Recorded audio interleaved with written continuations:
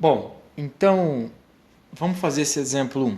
Encontre o campo elétrico devido às cargas Q no ponto P. Muito bem.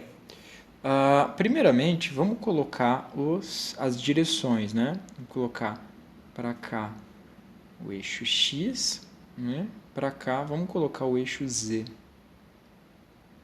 Z para cima, tá bom? Então vejam, esta carga aqui, ela cria um campo elétrico nesta direção. Essa outra carga aqui, ela cria um campo elétrico nessa direção. Tá meio torto, mas vocês entendem, né? Bom, se eu decompor esses campos nas suas coordenadas, a gente vai ver que temos um EX aqui, temos um EX aqui. E as duas têm um EZ, né? As duas têm um EZ. Muito bem. A distância entre uma carga e o ponto P, e a outra carga e o ponto P, é R. Né? As duas distâncias são iguais. O que me diz que a gente consegue cancelar essas componentes do campo elétrico X. Não basta que as distâncias sejam iguais, as cargas têm que ser iguais também, e elas o são nesse exemplo. Muito bem, então vamos retomar aqui. O que a gente tem é um campo elétrico total nessa direção, certo? Então, vejam, o campo ele é duas vezes o campo de cada uma das cargas, né? Cada uma das cargas contribui uma vez, duas cargas são duas vezes o campo, né? Então, isso é duas vezes K, Qzão, dividido por essa distância que a gente vai descobrir, ao quadrado. Mas vejam, é em relação ao eixo Z, né? Notem que a gente tem um ângulo θ aqui, que é o mesmo ângulo θ aqui, ó, né? Porque eles são alternos internos, então os ângulos são iguais. Agora, vejam que a gente, para calcular no eixo Z, a gente tem que pegar o cosseno do ângulo, né? Porque o campo elétrico estava nessa direção. Para calcular no eixo Z, a gente tem que pegar o cosseno dele, né? Muito bem. Agora, lembrem que o cosseno é cateto adjacente, nesse caso Z, né, esse cara aqui, dividido pela hipotenusa, que nesse caso é R. Z dividido por R. Então, nós temos que o nosso campo elétrico é 2K Qzão Z dividido por R ao cubo. Tá? Agora vejam, R, vamos pegar desse lado de cá, R é a raiz quadrada, né? Ângulo reto, R é a raiz quadrada de L ao quadrado mais Z ao quadrado. Né?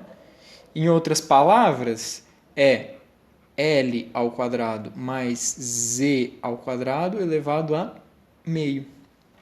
Portanto, vejam que o nosso campo elétrico é 2K QZ dividido por L ao quadrado mais Z ao quadrado elevado a 3 meios.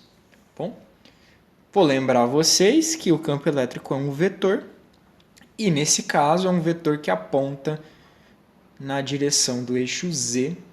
Né? Então, para cá, nós temos o nosso vetorzinho unitário Z. Este é o campo elétrico dessa distribuição de cargas. Tá bom? Vejam, o que acontece, galera, se o meu Z for igual a zero?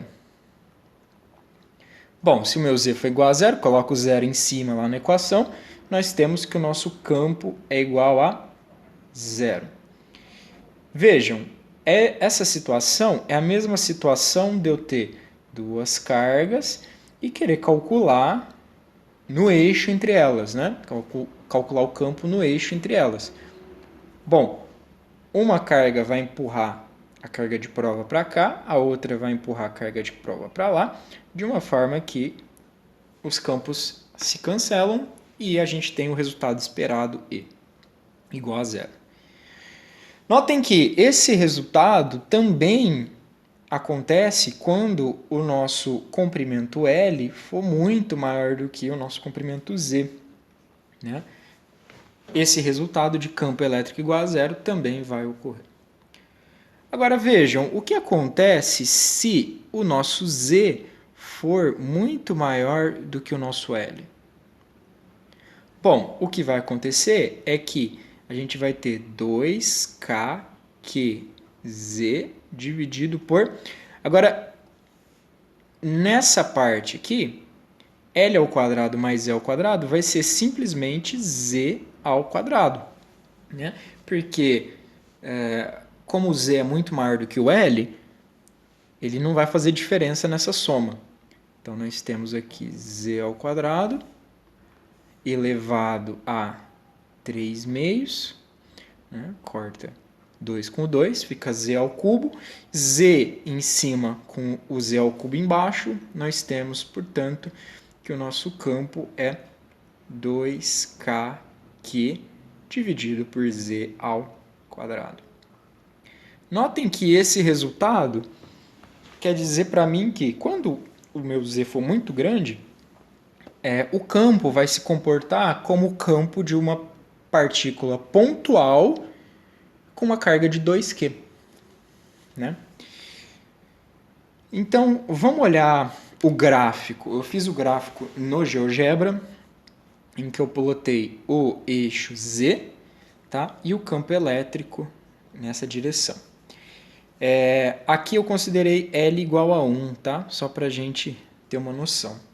Bom, como eu estava dizendo para vocês, quando o nosso Z é zero, o campo é zero também. Né? Agora, observem, quando o meu Z começa a ficar muito grande, o campo de uma carga pontual passa a se aproximar muito ao campo da nossa distribuição, né? Como a gente tinha observado anteriormente. Tá bom?